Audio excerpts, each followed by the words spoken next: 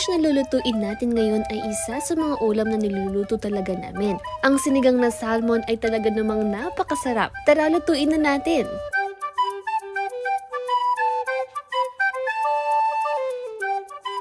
Ito yung mga sangkap.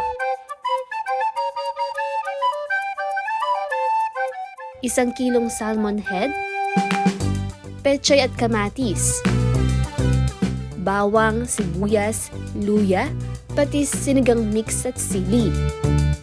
Igisa ang bawang, luya at sibuyas sa isang pot.